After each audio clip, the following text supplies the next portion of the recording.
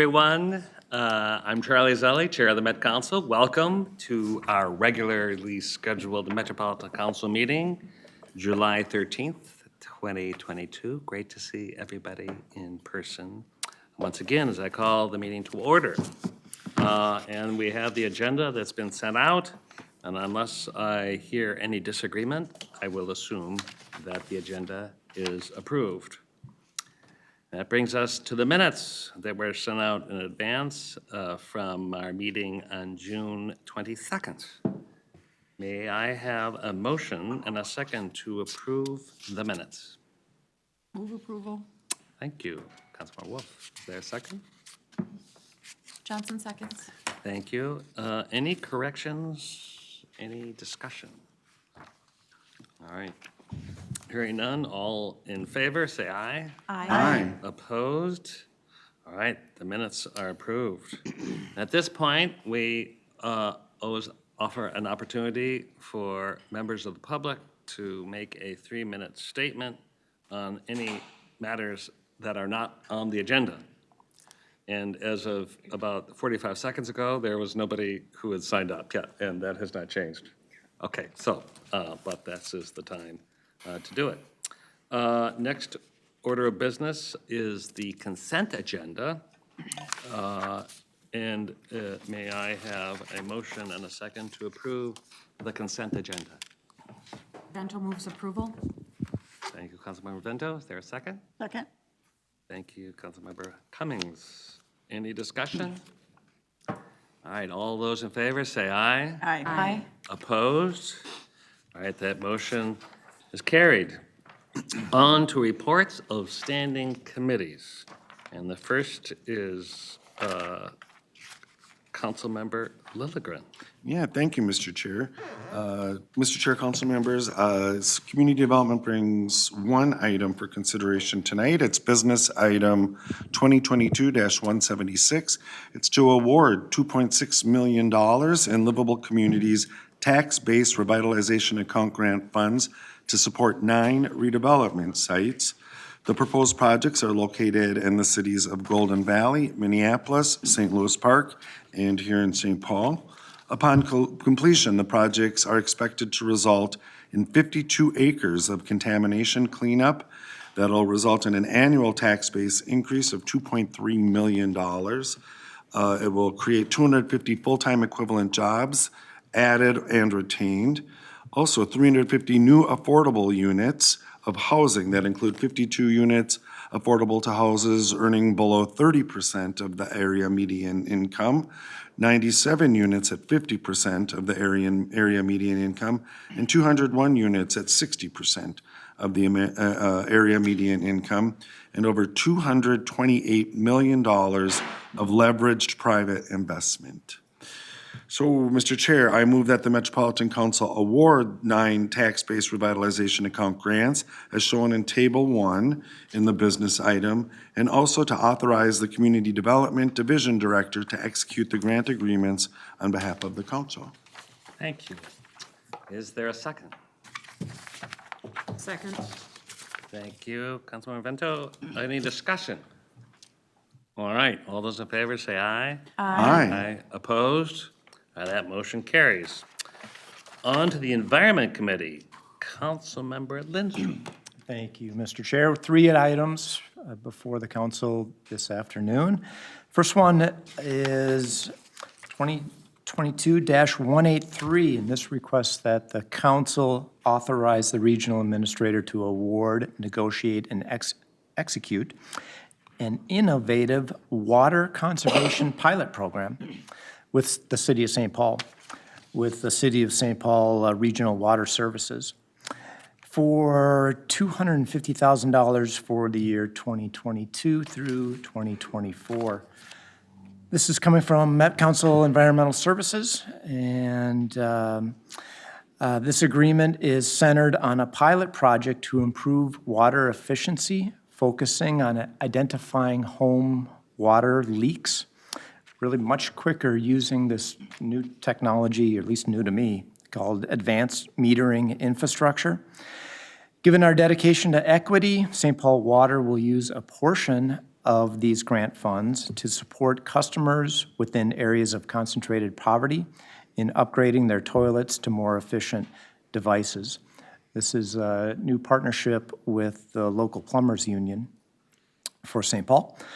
Therefore, Mr. Chair and members of the council, I move that the Met Council authorize the regional administrator to authorize its regional administrator to award, negotiate, and execute an innovative water conservation pilot project grant agreement with St. Paul Water, Regional Water Services, recommended by staff in the total amount of $250,000 for the year 2022-2024. And I'll add on that there was an example given at the committee meeting of a vacant home in St. Paul. It was vacant. Well, there was a leak that started, I think, on the second floor of the vacant home. And it wasn't caught until, it started in December, wasn't caught until March. So 3 months of water running through this home. Good, clean, potable water. And so this pilot program is designed to catch leaks like that using this advanced metering technology, which I think will monitor somewhere in the region of 15,000 to 20,000 homes in real time. So it's really innovative. I think it's something that we'll see in the future, and I hope that we can pass it this afternoon. Great. Thank you. Is there a second? Second. Any discussion, questions? Sounds like a great program. All right, no discussion. All those in favor say aye. Aye. Opposed? That motion carries. Councilmember Lindstrom. Thank you. Next up is a joint powers agreement, proposed joint powers agreement between the council and Mille Lacs Band of Ojibwe and Upper Sioux Community for excavation monitoring for tribal cultural resources during the construction of 5 projects identified in the Lake Minnetonka Facilities Plan. The cumulative value of this agreement, or agreements, will not exceed $600,000. Tribal consultation is required per Executive Order 19-24 by the governor, and the Met Council is one of the referenced organizations within that note. Given the identification of 5 projects in the Lake Minnetonka Facilities Plan, Chair Zelli invited and Met Council environmental staff consulted with the stakeholder Indian tribes to discuss the potential for impacts to native cultural resources. In response to input from the tribes, the Council Environmental Services committed to excavation monitoring for all projects in the facility plan by qualified tribal personnel to ensure that any items of cultural importance unearthed during excavations are properly documented and handled. This agreement establishes the mechanism by which MCES can contract with the Mille Lacs Band of Ojibwe and Upper Sioux Community to provide these services.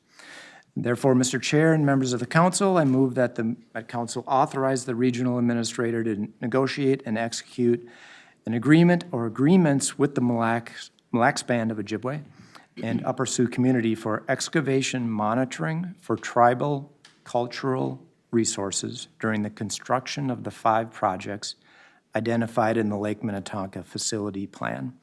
The cumulative value of this agreement or agreements will not exceed $600,000. And I'll add that these projects have all gone through environmental review and will likely start next spring, summer timeframe. Great. And I'll also add that these types of agreements, I was just told before the meeting started that these types of agreements will be, we will see these types of agreements more often in the future. Great.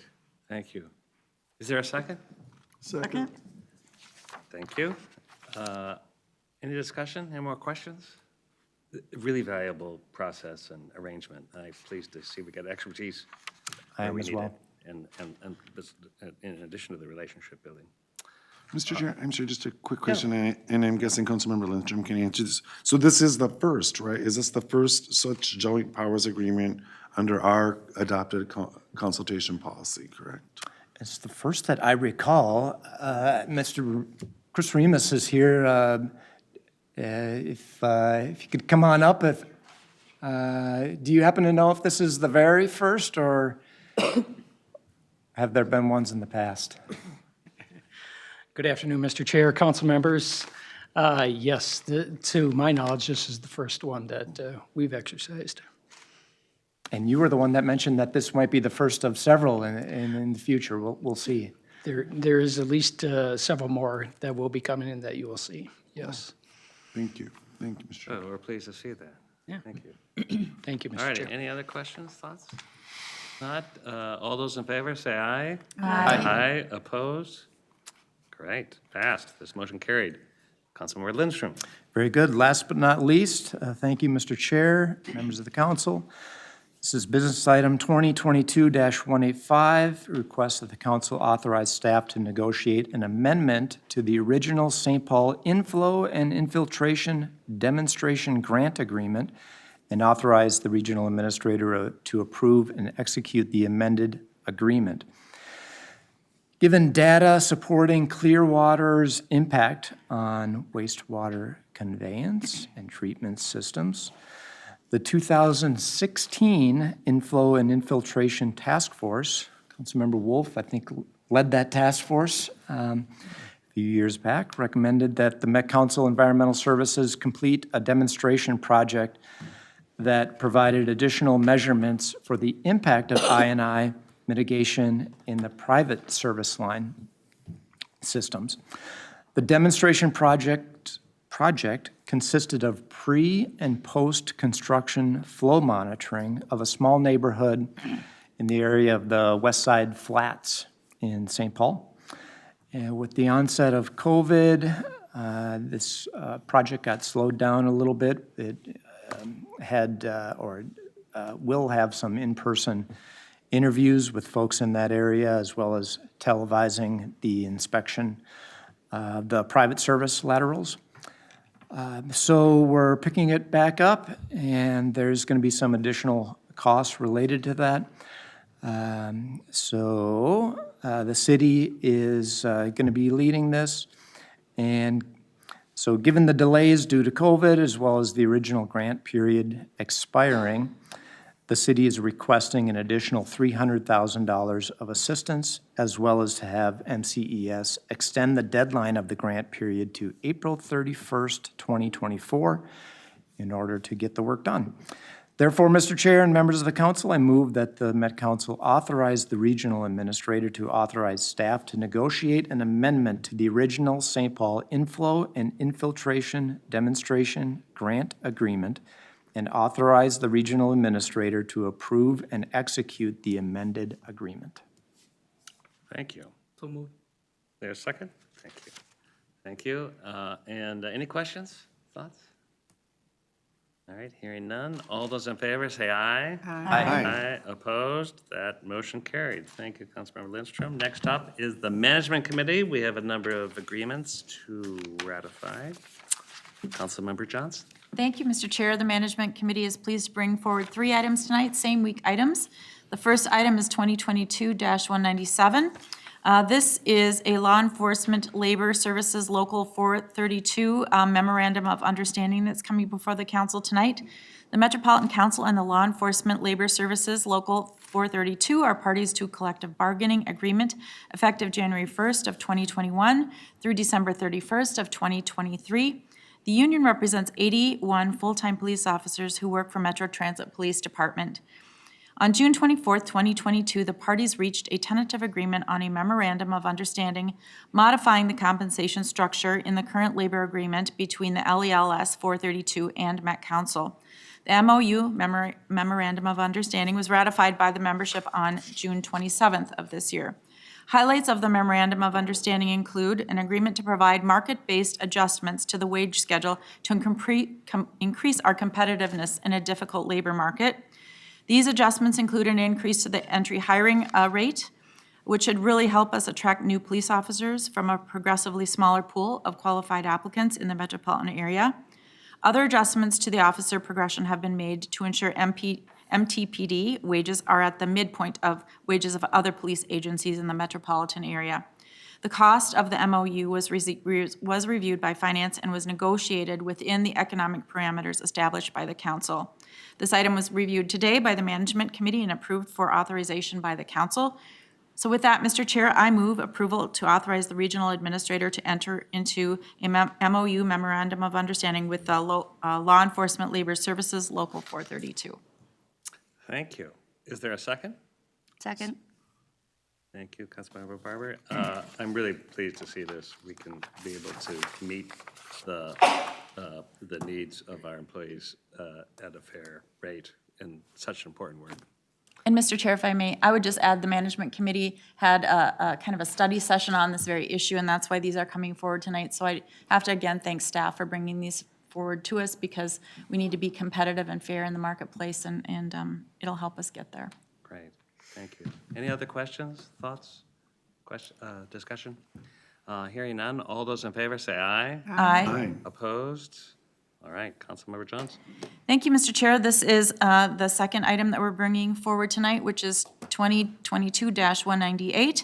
Again, Law Enforcement Labor Services Local 203, which are police supervisors, the Metropolitan Council, and the Law Enforcement Labor Services, Inc., Local 203, are parties to collective bargaining agreement effective January 1, 2021 through December 31st, 2022.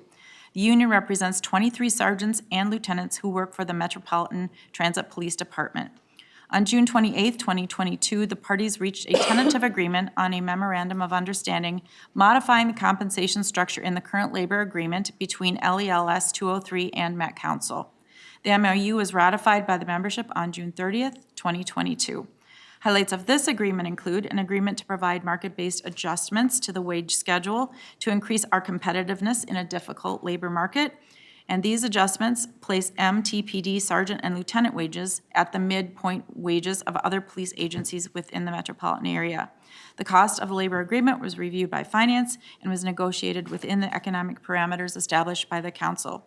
This item was reviewed today and approved by the Management Committee, January 13th, 2022. So with that, Mr. Chair, I move approval to authorize the regional administrator to enter into memorandum of understanding with the Law Enforcement Labor Services Local 203.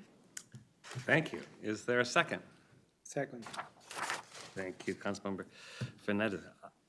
Any questions, discussion? All right, all those in favor say aye. Aye. Opposed? Councilmember Johnson. Thank you, Mr. Chair. Last but not least, we are now at item 2022-199. Again, Law Enforcement Labor Services with Local 192. These are our part-time police. The Metropolitan Council and the Law Enforcement Labor Services, Inc., Local 192, are parties to collective bargaining agreement effective January 1st, 2021 through December 31st, 2023. The union represents 5 part-time officers who work for Metropolitan Transit Police Department. On July 6th, the parties reached a tentative agreement on a memorandum of understanding modifying the compensation structure within the current labor agreement between LELS 192 and the Met Council. Council policy requires the council to approve major modifications to labor agreements. The highlights of this agreement includes an agreement to provide market-based adjustments to the wage schedule to increase our competitiveness, again, in a difficult market. The current labor agreement includes a provision that part-time officers' compensation is set to the wages negotiated for full-time police officers. The cost of the labor agreement was reviewed by Finance and was negotiated within the economic parameters established by the council. This item was reviewed again today and approved by the Management Committee, recommending authorization by this council. With that, Mr. Chair, I move approval to authorize the regional administrator to enter into a memorandum of understanding with the Law Enforcement Labor Services Local 192. Great, thank you. Is there a second? Second. Thank you, Councilmember Wolf. Any discussion?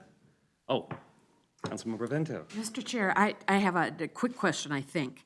I'm wondering why the full-time and the part-time officers aren't in the same union, why they're in 2 separate unions.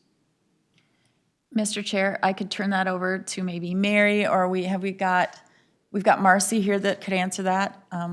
But they're in separate unions, and I think it's maybe, I'm not sure how it's established, but they are. But Marcy can answer that question, I'm sure, for us. All right, well, Or our chief, we'll give Marcy or a second. somebody. We'll find out, We're but it's gonna a get good Marcy- question. Thank you. A chance to come up. Welcome. Thank you, Mr. Chair and council members. I, yes, checked with the chief, who's a better historian than I am with regard to the history of the department.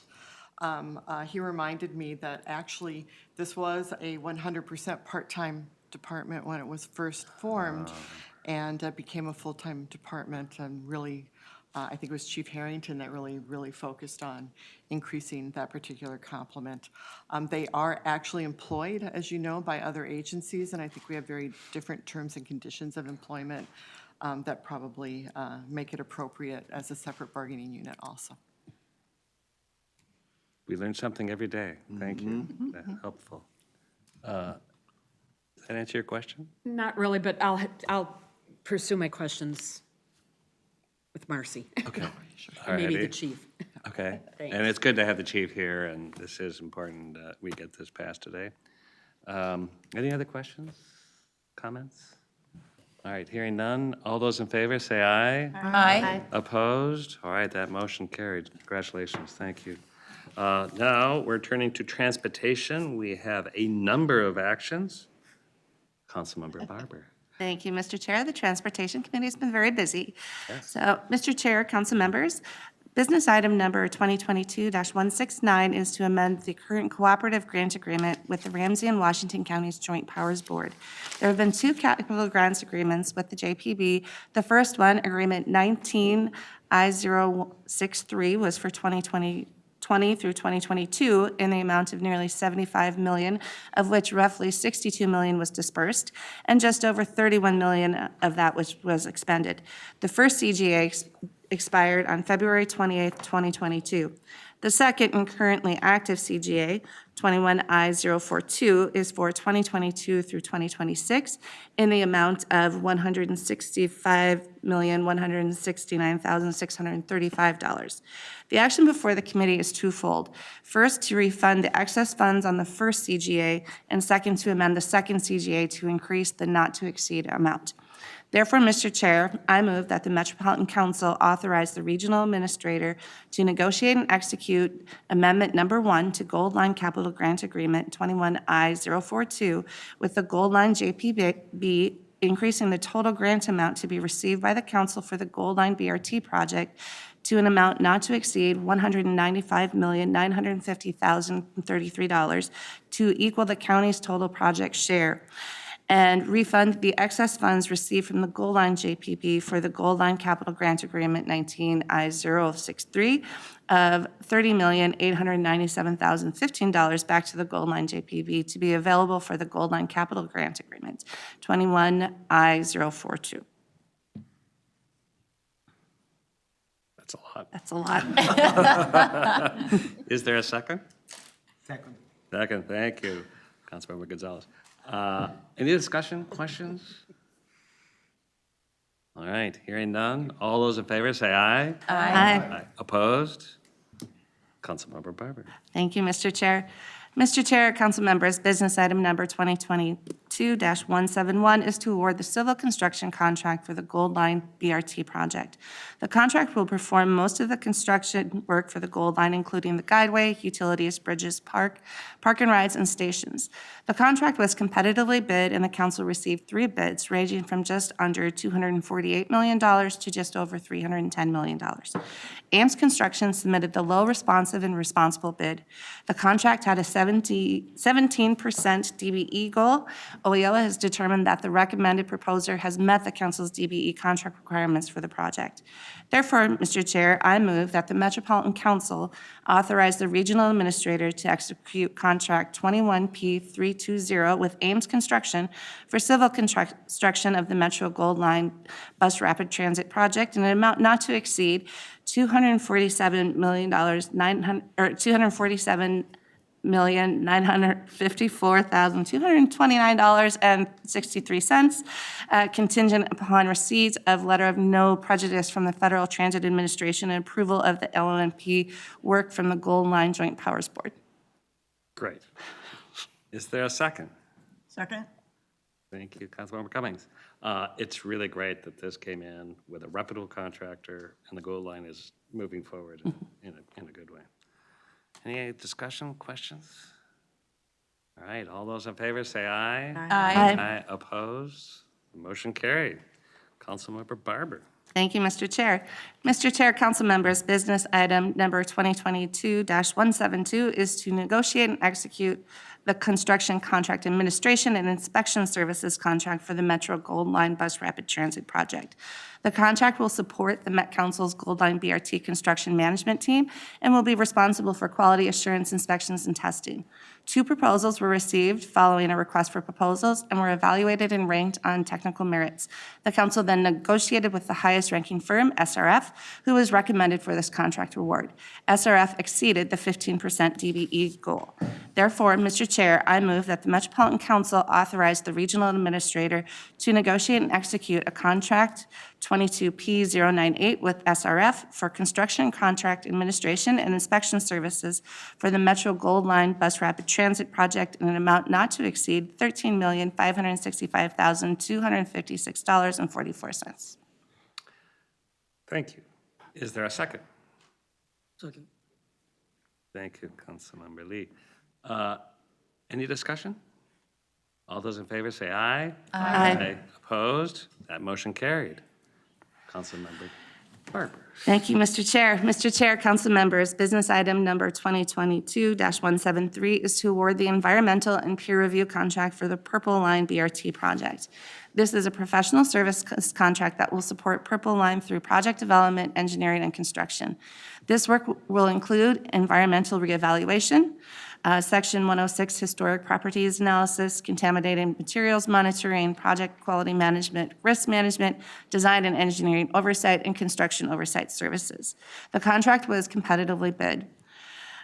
Even so, the council only received 1 proposal that included 7 subs, of which 5 identified as DBEs. Procurement staff did not find any indication that the council specifications were restrictive and determined that there was adequate competition for the project.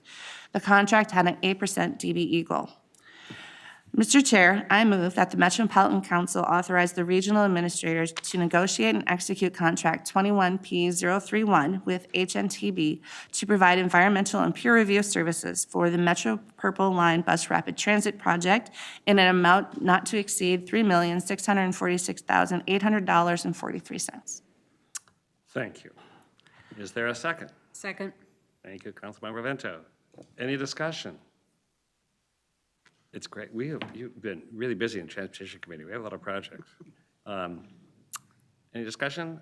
Hearing none. All those in favor say aye. Aye. Opposed? Last but not least, yes. Councilmember Barber. One more. Mr. Chair, council members, business item number 2022-187 is for approval to enter into the Universal Pass Agreement with the University of Minnesota. Since 1999, Metro Transit has partnered with U of M to offer a transit pass program to their students for those who opted to participate. In partnership with the University of Minnesota, Metro Transit developed a universal transit pass program for all registered students at the U of M Twin Cities of approximately 39,000 students. The student body has expressed interest in a program that would allow all registered students to obtain a pass for every student that is paid through their student fees. The universal pass is valid on all regional bus, light rail, and commuter rail. The pass will utilize the current chip to be installed on the U of M U-Card technology. Therefore, students will only need to use their U of M U-Card to access transit. This is a 4-year agreement, pricing for year 1 and 2 at $3.5 million per year, years 3 and 4 at a minimum of $3.5 million and a maximum of $4.375 million. The maximum contract price calculates actual ride utilization to set the future price. The transit benefit of the program is it will increase ridership and build transit habits that can continue after they leave school. End of note, since the Transportation Committee passed this on Monday evening, the U of M Board of Regents passed it this morning as well. Therefore, Mr. Chair, I move that the Metropolitan Council authorize the regional administrator to enter into an agreement with the University of Minnesota for a universal pass agreement for registered students at the University of Minnesota for the period of August 15, 2022 to August 14, 2026. Great. Is there a second? Second. Councilmember Sterner, thank you. This is a great program. I'm so thrilled, and hats off to staff who put this together. This has been a long time coming, and I hope we really not only help drive our transit recovery, but be a successful program that we can really be proud of. Any discussion, question? Councilmember Barber. Thank you, Mr. Chair. Just an additional comment. Obviously, we passed a lot of big things we've been working on through Transportation Committee, and I think this is a really big night for transit. If you look at even the work that we did through Management Committee with the memorandums of understanding with our law enforcement services, to the work on the Gold Line, these big infrastructure projects, to the access that's afforded through the Universal Pass system. I mean, it really shows that we are really serious about building back our transit system and expanding ridership as we move into the future, and it really shows our whole commitment to that. So I'm really proud of all the work that we've done and thankful to all the staff who supports all this work. Thank you. A lot of work and well-deserved. Any other questions on this action? Councilmember Fedson. Thank you, Chair. Yeah, in committee, it was shared with us that the student body at the University of Minnesota Twin Cities was really critical for making this happen. So just wanted to recognize both the support, obviously, the regents, but really coming from the students. So thanks. Thank you. Any other thoughts? Councilmember Vento. Thank you, Mr. Chair. I understand that you're looking at the other schools in terms of the likelihood of a similar program. And I'll be anxious to hear what kind of feedback we get on that, because I can think of a few both in District 11 as well as other districts that I would think there'd be real interest in it, and it would help both economically and environmentally, and especially when the weather gets bad and the gas prices get high. Yes, we are definitely continuing to work with other schools and to talk. We have some schools that we have agreements in place already, and we want to continue this. I think this one is a really big one that should certainly help to engage some of the other schools in the conversations. Thank you. Any other thoughts, comments, questions? All right, hearing none. All those in favor say aye. Aye. Opposed? That motion carried. I also point out, I learned today in a meeting that Friday is the 150-year anniversary of a horse-drawn streetcar in downtown St. Paul, which ultimately is the roots of what became the Metro Transit system. So think of that Friday when you get your Metro Council pass and you board a bus. That's the, I won't even try, 150-year anniversary. All right.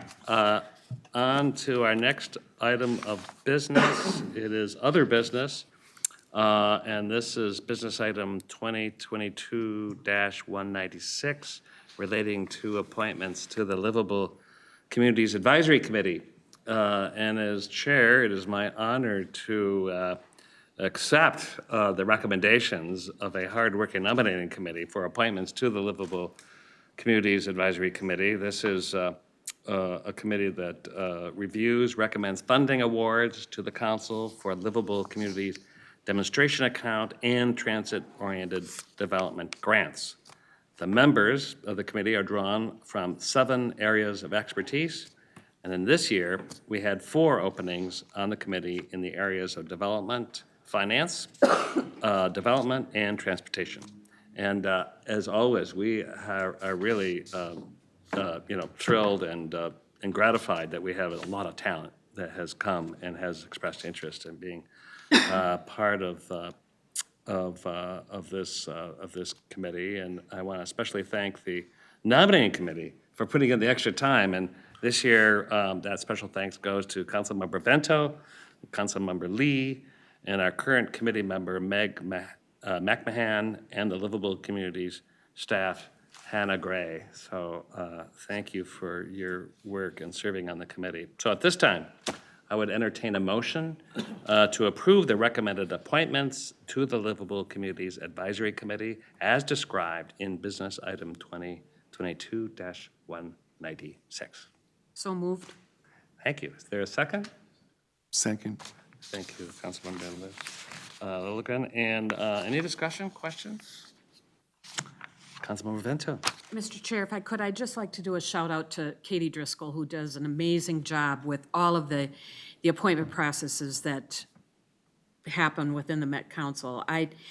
Like many of you, I remember first meeting Katie during the appointment process for our positions here on the council, and I was awestruck then, but I'm even more so now. And in those 2 years, she's become a mother twice, and so to juggle all that and to do such a great job, and particularly during a pandemic, she's amazing. So we're blessed to have her with us. She does it with a smile. Yes. You're right. Thank you. Well, thank you for that shout out. Councilmember Lee. Yeah, thank you, Chair. I second what Sue said, but also I commend the work of all the staff that put all of our committees together, especially the committees that have committee members. Like Sue and I were on this committee, and we've been on other committees selecting folks. And it's always really hard to go through the process because there's so many great people, and you have to make hard decisions about who we can seat on our committees. But these committees and our staff, when the work they do is really where the rubber meets the road, and they do a lot of hard work that we see later up here on these formal resolutions that we pass. But I really commend the staff involved and the community members who put themselves out there. Right, thank you for saying that. And when things look like they're very smooth and work perfectly, there's some hard work that actually made that happen behind the scenes. We know that. Any other comments, thoughts, questions?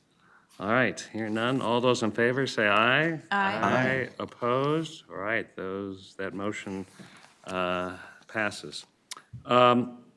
On to our information item. We've talked a lot about these, and we've had resolutions with the gold line and a little bit with the purple line. We have a lot of lines, and there was a time at Met Council when you do one large transitway every 10 years. That is no longer the case. So today we have a purple line update presented by Craig Lamoth. Craig, thank you so much. I really appreciate you're here. I have to actually give a little shout out to Councilmember Vento, who's very much part of this process. She and I and many others here have been engaged in this process, but it's really important for everybody on the council to know the hard work and where we stand, because we've made great progress in just the past few months. So, Craig. Thank you, Mr. Chair and council members. If I may, I'd also like to invite up to the table here with me today our exceptional community engagement and outreach lead for Gold and Purple Line, Liz Jones, and ask her to help tag team this presentation with me today. Welcome, Liz. Absolutely. As you mentioned, Mr. Chair, I think I was last before this committee giving an update last fall as we were transitioning the project from county leadership to council leadership. A lot has been going on, particularly since the beginning of March. You just, in an earlier action here tonight, brought on board the second most significant consultant team, so we're very happy to have those resources coming our way. But it was on March 7th that we had our primary consultant come on board, and so really we've been very busy since that time. A little bit about what we've been doing since the beginning of March. We've been advancing the design from 25%, which is where the county left it in the last phase. We're approaching 30% design complete, probably in about September, for 2/3 of the corridor. Corridor that's shown in blue and orange on this map. On the right, what we refer to as Segment 1 and Segment 2 in St. Paul in blue, and then in St. Paul and Maplewood, essentially what is commonly known as the Bruce Vento Trail Corridor in orange, taking us up to about Beam Avenue, which is an east-west roadway in Maplewood, just south of the mall.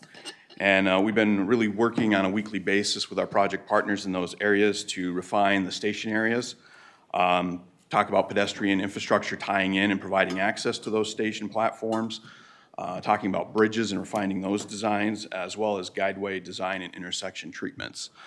Particularly in that Bruce Vento Trail Corridor, which is about 100-foot wide former freight rail corridor, and the guideway would be crossing several east-west streets and really looking at what the treatment of those crossings would be.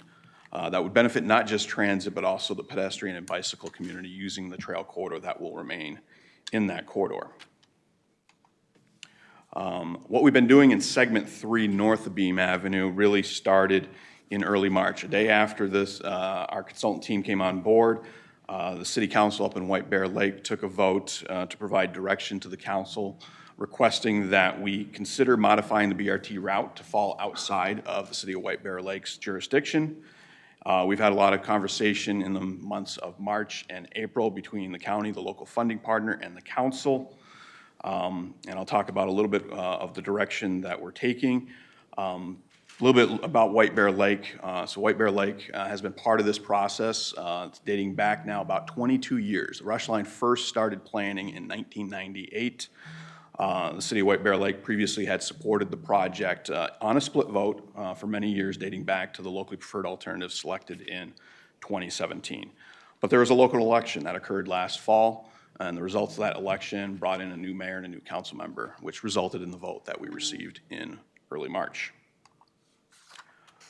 So after a lot of discussion with our county partner, we took it to the Corridor Management Committee at the end of April, asked for direction to proceed forward with exploring potential BRT route modifications, essentially truncating the BRT route outside of White Bear Lake.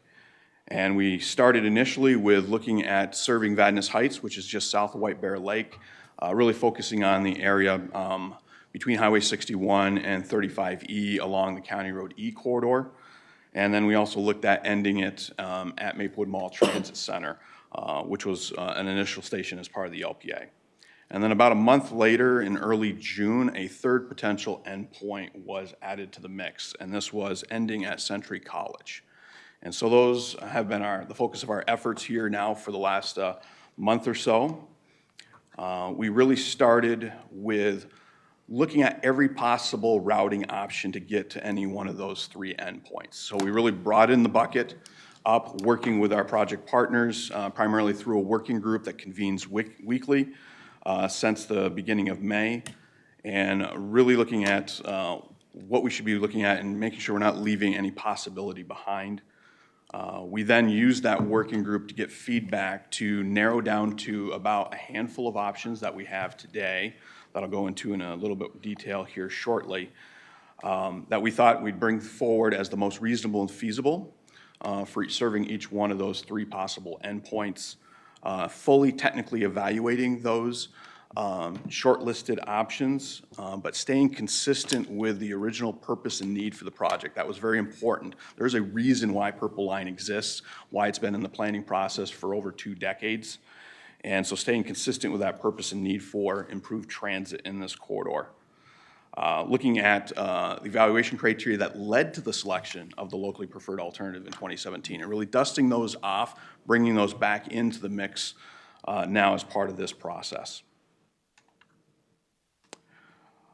Looking at serving Vadnais Heights, just south of White Bear Lake, the locally preferred alternative not shown on this map would follow the colored corridors coming from that lower right corner across a new bridge on 694 up to Berkeley Road with a station at that location, and then making its way over to Highway 61. And then it would have continued on Highway 61 off the page, and with a station near the TCO Sports Garden. So that was the project before March. So what we did is we looked at different options, but potentially ending at the TCO Sports Garden or near there, but also looking at ending at an existing transit facility over off of 35E and County Road E, an existing park and ride we have today. We were looking at those two endpoints because what was previously known as an inline station, a stop on its way to White Bear Lake, now would need to become a place where we'd lay a bus over, have driver facilities, be able to turn the bus around. And so it was, that's what we looked at in this area, and those were the two logical points. So we looked at 6 different options in this area. What's unique about this area is between 61 and 35E along Willow Lake Boulevard and County Road E, there are about 80 businesses in that area. And the city center for Vadnais Heights is over by where the park and ride is. City Hall's there, and that's really known as the city center for Vadnais Heights. And so these routing options looked at that. We advanced 2 of these 6 forward for full technical evaluation based off the feedback of the working group.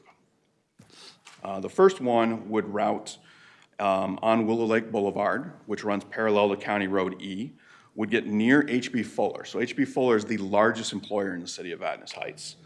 which previously would have been well outside a reasonable walk distance from the station that would have been on Highway 61 if we were to be going to White Bear Lake. So there'd be a new station at Judson Road and then another station before we'd get to the park and ride, in addition to ending at the park and ride and implementing a layover facility there in addition to driver facilities.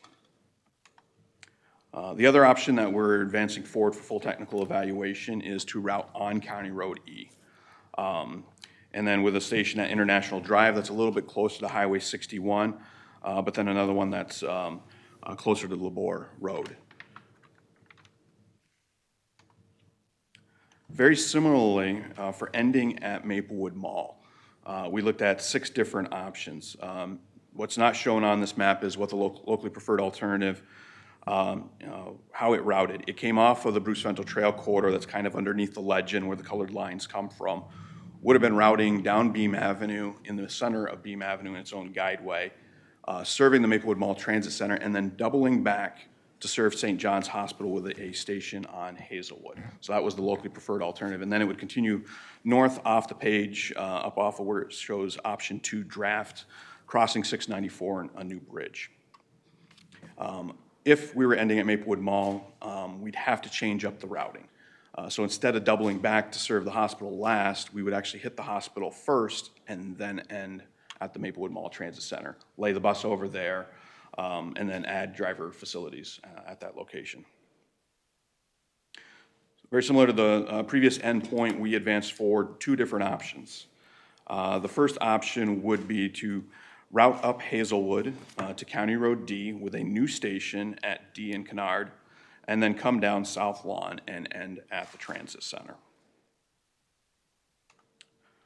The second option would be to route on St. John's Boulevard between Hazelwood and Kennard. That street segment exists today, but it's actually a private roadway maintained and owned by the hospital. And then we would be routing on an extension of St. John's Boulevard that doesn't exist today between Kennard and South Lawn to get to the Transit Center. That is consistent with the North End Vision Plan that City of Maplewood put together basically during the pandemic, approved last year, changed their zoning to reflect that. And if you haven't seen the North End Plan, it is bringing the urban street concept to the Maplewood Mall, St. John's area, really creating that grid network that's more pedestrian, bicycle, and transit friendly. The Birch Run development that sits between the hospital and Maplewood Mall actually just changed hands earlier this year, ownership-wise. And the new owner seems to be receptive to that North End Vision Plan, which includes that new roadway segment that today doesn't exist. So we were looking at this as a possible endpoint. With that additional roadway segment, it would seem to make sense that this would be a good routing to end at the mall. And then the last of 3 possible endpoints for the Purple Line is ending at Century College. Here we looked at 9 different options, crisscrossing southern White Bear Lake, both north and south of 694.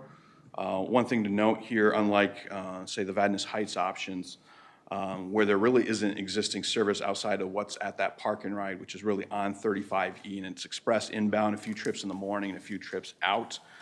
There is regular route service that spans most of the week today, serving Century College via the 219, which actually connects the college to the mall and connects down to the Sunray Transit Center off of 94, which is a future Gold Line station. The other piece here to note is by ending at Century College, we've brought in additional project partners, potentially. Washington County, as well as the city of Matamidi. Century Avenue, or Highway 120, on which Century College sits, is the county and city boundary between White Bear Lake and Matamidi and Washington and Ramsey counties. And Washington County has been, for the last month now, very actively involved in Purple Line versus they weren't previously. Through conversations, we have advanced forward 1 option for ending at Century College, an option that would leave the mall with a new station at Woodlawn, and then get on to 694, 1 interchange, in bus-only shoulder lanes, and get off at Century Avenue, stop at Long Lake Road. If you're familiar with that area, there's a very large FedEx facility that's located just to the east today in Matamidi. and there's a stop there today for the 219. And then we would make our way north to serve the college campuses. There's an east and west campus with Century College. We're actually looking at a station potentially in between the two in the vicinity of a skyway that exists today connecting the two campuses. It's where the 219 serves the two campuses today. And then we would end with a bus turnaround and layover in the north part of the parking lot on the west campus, and possibly a short platform, since there are other users in this area, particularly to the north, besides the college, that may want to have access to the Purple Line. So we are in the midst right now of completing the technical evaluation for that short list of 5 options. We are going back to the 6 project goals that were well established in previous phases. I won't read through all the next 2 slides, but touch on that the first goal really focuses on the efficiency and attractiveness of transit for the end user. The criteria that we're using, again, criteria that was used in previous phases tied to these goals, such things as travel time, ridership, also looking at, importantly, an implementable and community-supported project, looking at costs and number of buses required for the service, also looking at equity and sustainability and quality of life, really focusing on who are we serving with the stations, particularly the new stations that hadn't been previously conceived of. A lot of focus on jobs as well. So while St. Paul is really not directly impacted by the changes that we're potentially contemplating on the north end, indirectly they are, and they have been pretty vocal about wanting to select an option that is really job-driven, providing access to their east side residents to get to jobs that might be in Maplewood or points north, as well as environmental considerations. Also looking at travel options within the corridor area, so really looking at connecting jobs and households, looking at connectivity to the rest of the network. So figuring out how maybe the 219 may morph and change with an ending at Century College as an example, because the 219 is still important. It's not one of these routes that we would be replacing with the Purple Line, as we might be with some of the other transit ways that we have implemented or in the process of implementing, where it may replace an existing route. And then looking at future growth. So understanding what land use is out there that is transit supportive today, and how might that change. We're asking a lot of our project partners. Vadnais Heights, for example, never conceived of that would be routing a Purple Line down County Road E or Willow Lake Boulevard. So they've been great to work with, really trying to think through how they might do things differently with the developable or redevelopable property that they have along those corridors, if Purple Line were to end at 35E and E. With that, I'm going to pause. I'd be happy to answer any questions now or at the end of the presentation. We got about 5 more slides, but more focused on the engagement and outreach that we're doing that I'd like to have Liz cover. Any questions at this point? All right, Liz.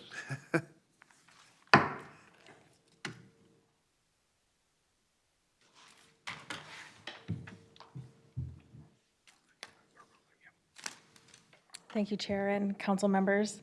I will just start by providing you a brief overview of what we have been working on and planning for to engage the communities throughout this process. And so I'll just start by talking through some of our tactics that we are planning for. So first is really awareness and updates on the process. There's been a lot going on with the project, with the council taking the project over, and then pretty quickly there we started this process. So a lot of information updates to share with folks. So we've been doing that, getting a lot of questions and interacting with folks, giving project updates, having newsletters, our social media, website updates, also information in other publications that the Met Council and Metro Transit have, newsletters, blog posts, et cetera. A number of media stories and interviews with staff to really just kind of get that information out there. We've also been attending community events. Fortunately, it's summer in Minnesota, and there's been a lot more events coming back since COVID, so that's really exciting. So we've had staff talking to folks at those events as well. Another one of our tactics in this initiative is individual business and stakeholder meetings. So knowing that these options that we're looking at include some other businesses with a broader scope than what the initial LPA looked at. So having some individual business meetings with folks in Maplewood and Vadnais Heights businesses, as well as Century College, since that endpoint came. And also, Craig mentioned earlier, but there are a really big range of businesses in Vadnais Heights throughout these routing options. And so we're looking at 80-plus businesses that we are starting to engage with. So planning for some group business meetings with those folks as well. Excuse me. Also planning for a broader outreach and engagement initiative to really reach as many folks as possible, and having a specific public comment period where we will, again, kind of be transparent as we have been throughout this process with all of the universe of options that we are looking at with all of these endpoints, and really focusing on the data that we have collected and work with project partners for these reasonable and feasible route modifications that we have narrowed down for each endpoint. And going through all our technical data with the broader community as well. And so how we're getting the word out with the broader community, we have a number of digital tools, so an interactive map and surveys. We'll also have surveys printed out at our in-person events. Again, I mentioned it's fortunately a good season in summer in Minnesota. A lot of community events are back, so we're continuing to attend those events and also doing a lot of pop-ups in community spaces and just attending events, really meeting folks where they are at to get their feedback. And so we'll have our in-person events and then our surveys and interactive boards to get that in-person feedback and those conversations as well. We'll have our, of course, project-hosted meetings aside from the pop-ups and community events. We'll have in-person and virtual options. Talking to folks and doing outreach at existing transit facilities, and then our broad social media newsletter, website updates, also exploring some potential for media ads and mailers as well.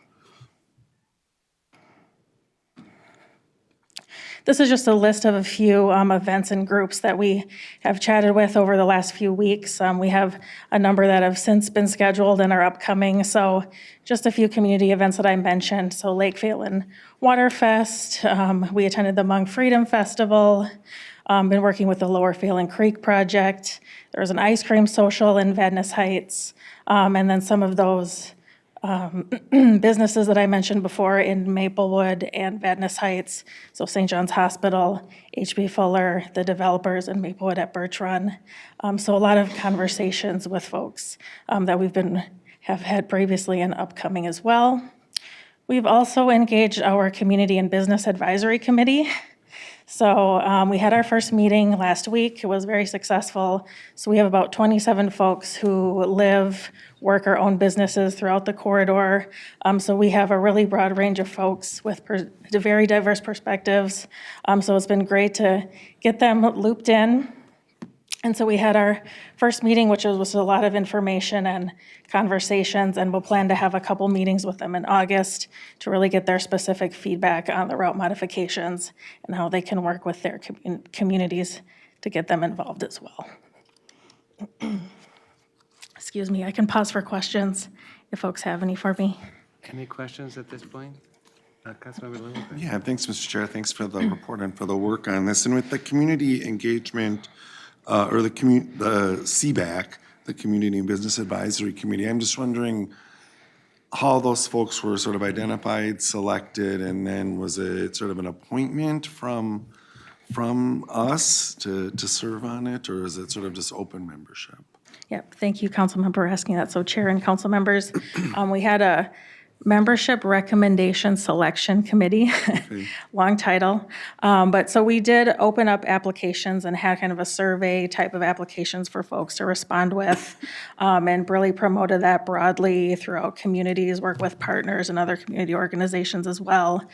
And so all folks who applied were then brought to this recommendation committee. And so that was made up of some appointed officials from Met Council and then elected officials from the Purple Line Corridor. And so then those folks narrowed the very difficult list of really great candidates, narrowed it down to 27 folks. And so then we brought that to the chair, and then Commissioner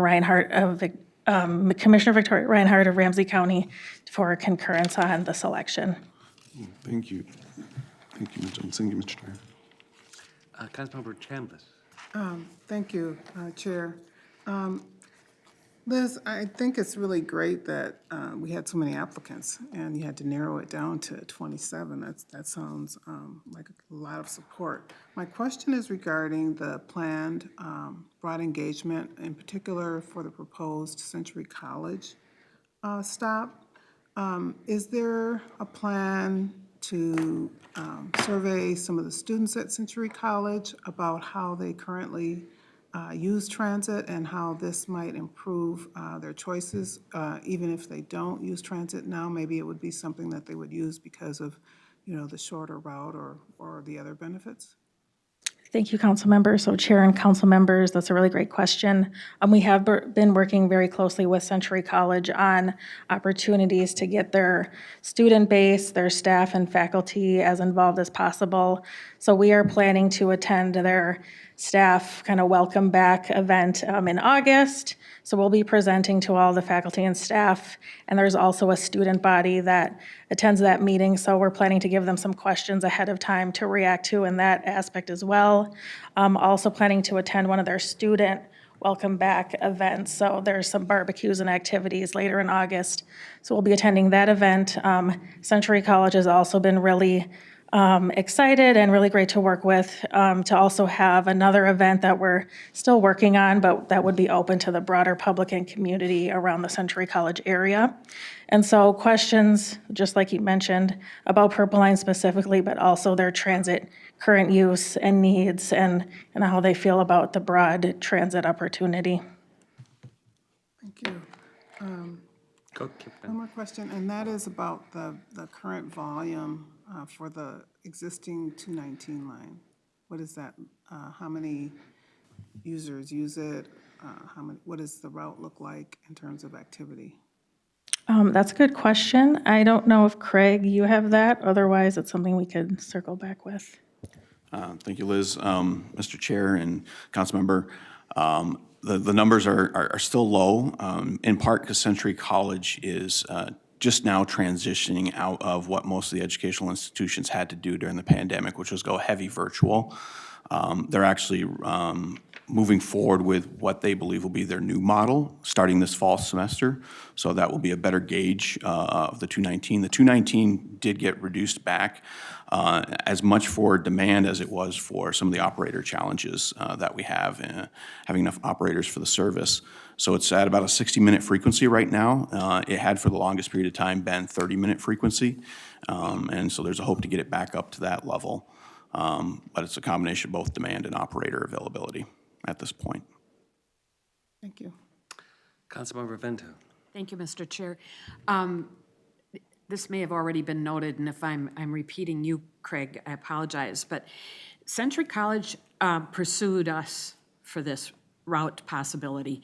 They are very excited about it, and our former colleague and chair, Nora Slawick, is the head of the Century College Foundation, and she and the college president, the college president reached out to Chair Zelli, and they are very excited. One of the first issues I heard about as a council member when we were starting as a group back 3 years ago was about the very significant need for better transit options at Century College. And although only a portion of the college campus is in District 11, the other portion is in Councilmember Gonzalez's district. It is a large campus, and it is a growing campus, and local leader, Nancy Livingston, who serves on the North St. Paul Maplewood Oakdale School Board and works at the legislature, I've heard her quoted often as, so many of those students are one bad car battery away from not being able to get to school. Mm-hmm. So this is something they're very excited about. And I will tell you that as a council member, I get a little nervous about having to choose between Vadnais Heights and Century College because they're both great options. Yeah. Thank you. Councilmember Lee. Thanks, Mr. Chair. This kind of goes back to Robert's question earlier. So before I applied to be on the Met Council, I actually spent a year on the Gold Line CBAC as a citizen representative from my East Side neighborhood. And I just want to commend Liz and the whole engagement and outreach team. They do an incredible job keeping citizens informed through the CBAC process. And yeah, I just can't speak highly enough of their team in ensuring that citizens on CBAC and the business folks are really heard and represented. Thank you. Any other questions at this point? Oh, yeah. Councilmember Vento. I thank you, Mr. Chair. I just want to piggyback on Councilmember Lee's remarks. I've had an opportunity to both in person and virtually attend a couple meetings with Craig and Liz. Craig and I went to a Vadnais Heights workshop session for the council there. We were at a council meeting in White Bear Lake, and then because I was sick, I wasn't able to attend the council meeting in Maplewood. But they do a terrific job, and not all of the conversations are easy. And they handle it with a lot of transparency, a lot of data, and a lot of clarity, and I just really appreciate it. So we're in good hands. Thanks. Councilmember Wolf. Thank you, Mr. Chair. So most of the purple line is on a dedicated right-of-way, right, in terms of where it goes? Yes, Mr. Chair, Councilmember. So the local preferred alternative going to downtown White Bear is approximately 77% dedicated guideway, which is very similar to Gold Line. So there are areas that we're running in mixed traffic, particularly in the downtown White Bear area, and then sections along Phelan Boulevard, but about 77%. Can I follow up with Sure, that? please. So the genesis of all of that was back when we had CTIB, and the rules to be a CTIB project was you had to have dedicated right-of-way generally to be considered for funding. CTIB's gone, so that's not on the table anymore. Are we looking at any places where we can get by with existing right-of-way rather than building new? Because the more pavement we have, the more maintenance we have, and the more cost, and just want to see if there's any way to make things more efficient in some places. Mr. Chair, Councilmember, so yes, you're correct. While CTIB had that as a requirement, they were in fact mirroring FTA's requirement as well. So FTA requires at least 50% dedicated guideway. So not 100%, but at least 50% to qualify for the federal program. So that's really what the project's attempting to ensure that we stay above. So for the different routes that we're considering new endpoints, the percentage is trending downward. We are, for example, like on the Century College one, the only part of that we're between the mall and the college that we're proposing to be in dedicated guideway right now is bus-only shoulders on 694, but the other segments would be running in mixed traffic. That has kind of been the default for the exploration we've been doing right now. A lot of what we're not doing yet is having gotten into the deep traffic analysis. So really where we want dedicated guideway is where it provides value. Also taking into balance if we have to acquire right away, and then the asset that we're producing, want to be able to maintain it as well. So it's kind of a trade-off analysis. If we think we're going to have unreliable BRT service, then we look toward dedicated guideway if we can't get it through transit signal priority and other means. Thank you. Any other questions at this point? Councilmember Gonzalez. Thank you. Just three in one type of question here. And the first one is related to the White Bear City Council action. Do you know the reasons why the City Council decided not to support the project? And I have a kind of a second related question to that, which is what are the practical impact of the City Council not approving it? I mean, can they legally bar the construction going through their jurisdiction? I mean, that's just more for my information. And the third one, if there's a new election and the City Council reverses itself, can this route be reconsidered in the future, since at one point this was found to be the preferred route? I mean, are we still on time to go back and rework it if the city council does approve it at a future time? Mr. Chair, council member, that's a trio of very good questions. I'll try to summarize what we heard from the city of White Bear Lake as they had discussions about the resolution that they passed in early March. Their new council and mayor cited things like 89 bus trips per day as being too many for their community, which would be the daily bus trips when you count the bus in each direction over the course of almost an entire 24-hour day. Size of buses, so we were looking at most likely 60-foot articulated buses. And then the disruption that came from the dedicated lanes where we had them, and then the station platforms. There were going to be closures to business accesses. There were going to be removal of on-street parking. There was also at the end of the line going to be a conversion of a one-block city street segment that's two-way today that would have to become one-way, and all the on-street parking on both sides would have to go away. So those are some of the things that they cited as concerns and why that they were taking the vote that they took in early March. As it relates to ability to be able to deliver the project in the face of that resolution, what it comes down to is risk, and it's really the risk of the funding partners. So how FTA views risk as it relates to these projects and how the county views risks as well. And so understanding what our statutory authority is and being able to deliver the project, there was concerns that the risk was could be significant in certain areas because we were going to need, for example, that city street, convert it from a two-way to a one-way, eliminate all on-street parking, and essentially put the platforms in that city right away. In addition to other right-of-way needs that we were going to need from the city in other parts of the corridor that went through White Bear Lake. So not saying that it couldn't be done, it was that the level of risk caused folks to take a pause. And then lastly, on if there's another election, since they happen all the time, and things can change. What we're dealing with right now on this project is pretty unprecedented. We were pretty far along with this project. A similar situation happened on Gold Line back in the day. With Lake Elmo. But that was right after they had selected a locally preferred alternative, which meant it was not much more than a line on a map. No design had been done, no environmental had been done. So last year, we not only completed 25% design, but more importantly, before that, in winter of 2020, spring of 2020, we completed 15% design, which was what was necessary for the environmental process to be complete. So we actually had a federal environmental decision on the environmental review from both FTA and FHWA in the second half of last year.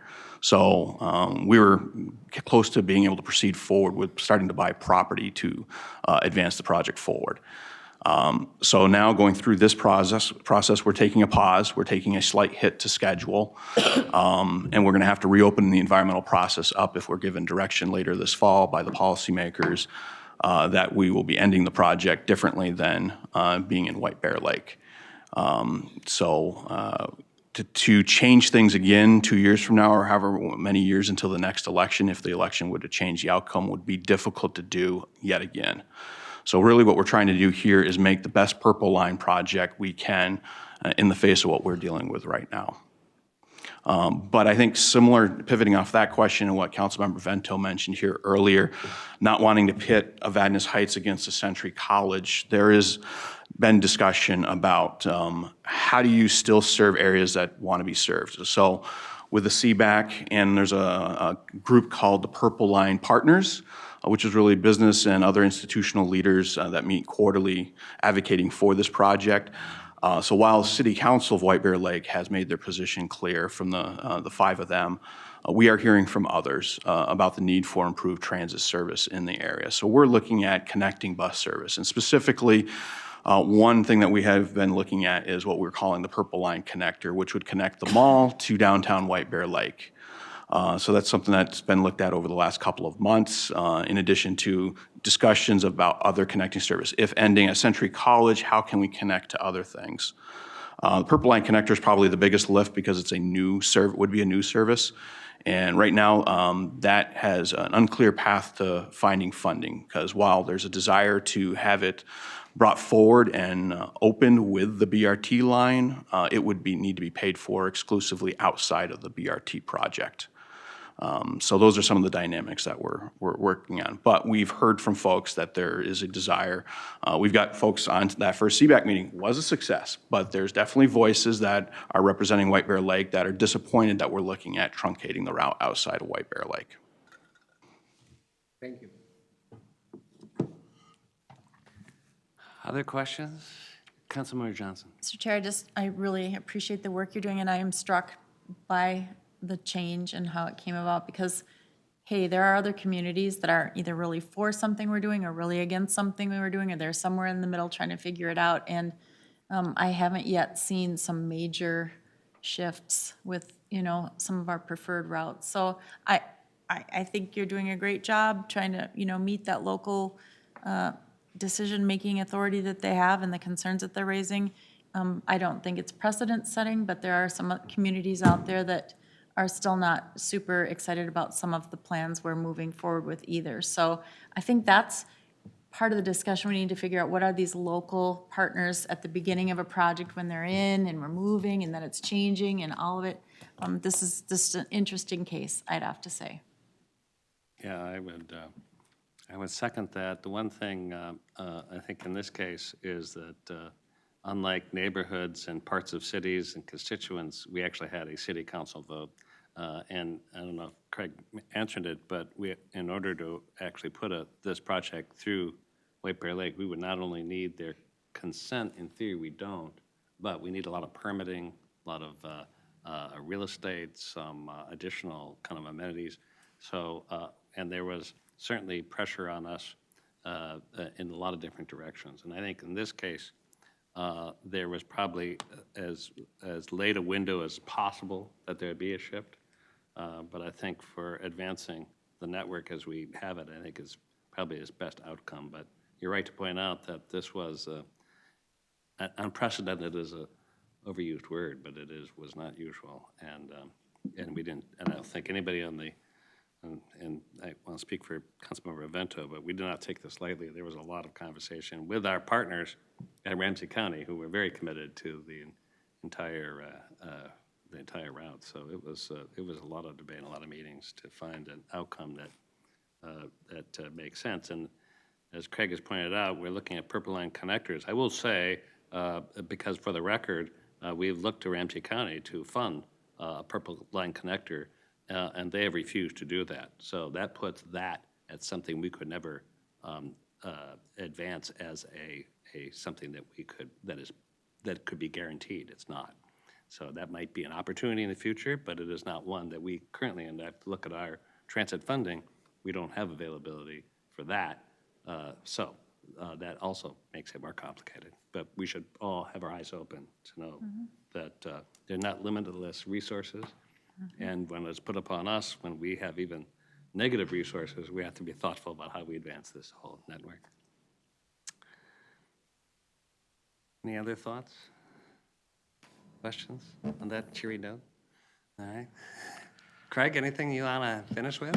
I will touch for 30 seconds on this last slide. So this is kind of our timeline. I mentioned we're in technical evaluation now. We're going out for public comment for about 5 weeks starting in early August. And then we're coming back to Quarter Management Committee in September, hopefully on a recommendation on a Purple Line BRT route. And then sometime in this coming winter, don't want to think about winter this early into summer, but we may be back before this body seeking an amendment to the transportation policy plan to reflect a different Purple Line. Well, it's nothing like hearing about a project in real time, because this changes and evolves every week, as we all know, those of us who are engaged with it. And Craig, I really appreciate your leadership. And Liz, you have a busy summer. I mean, and what you've been doing with the Gold Line and now with the Purple Line, it's really impressive. And I hear a lot about projects where constituents say, I never knew about this. We'll always hear that a little bit, but I don't think we're going to be hearing about that in this line, because you have been a lot of places. Really, really counts. Any other questions, thoughts on this project? Thank you both so much, and I know we'll see you soon. This gives us an opportunity for reports. Do any council members have anything that they'd like to share? Their summer vacation? Yeah, Councilmember Sterner. Oh, thank you. I just had the pleasure of taking the Green Line the full length last night there and back, and I felt it looked really great. You know, I saw some security taking tickets at the Twins game, and I think the riders were good. There were some out-of-town guests. I think it was just only one issue. I saw someone was smoking on one of the cars, but otherwise it was a really nice, clean ride and good things, and people were pretty impressed that I was over here talking about it. So. You're saying Wisconsin people can behave, which is They good did, news. yeah. The beer was flowing there, too. So. I'm sorry, I'm sitting next to a nice Wisconsin person. All right, thank you for that. Peter? Thanks. Just a couple quick updates from the Environment Committee yesterday. One, we're going to get, or maybe already have got, a pretty decent check from FEMA for COVID response, $600,000 to $700,000, I believe. And so that's good for the testing that we had to do for our workers and all the plexiglass and all the different safety-related things. And then number two, you may recall that there was a gas explosion in the sewer lines in Minneapolis about 2 weeks ago or so. And that was an all-hands-on-deck response from our folks, as well as, of course, Minneapolis, the University of Minnesota, state agencies. Everybody was on hand during the 4th of July weekend, by the way, and for a very dangerous, dicey situation. And so we had lots of folks. Ned, who was here, maybe still is. Ned Smith was our incident commander from MCES, and we had folks from communications putting out press releases, reminding people not to put gasoline down into the sewers. It's a sad state of affairs that you need a reminder to do that, or to not to do that, but we did that, and it was just, it was a great response from our team, and I'm very grateful. I know all of you are very grateful for everybody that stepped up for that dangerous situation. Yeah, amazing. Any other thoughts, comments, questions? Regional Administrator Bogie, any word? Although, just a quick note, you know, we're still recovering from the end of a legislative session that kind of ended with a fizz. But we are now gearing up for the state fiscal year 24-25 biennial budget. That the major work of starting to put that together starts in August here, so we'll be putting together our administrative citations policy initiative again and our other fiscal statements for the state. So that all starts happening here in August. Right. Thanks. Ann, you always get the last word. Yeah, I would like to say we have many fine staff members from Wisconsin. Yes. They're good people, both. As Craig pointed out, winter is coming, so it's beautiful tonight. Get out there and enjoy tonight, and I will save my reports for when it's bad. All right, with that, it is a beautiful evening. The Twins already won, so we can go off and have a beautiful evening. It's summer, it's midsummer, celebrate the 150th anniversary, and this meeting is adjourned.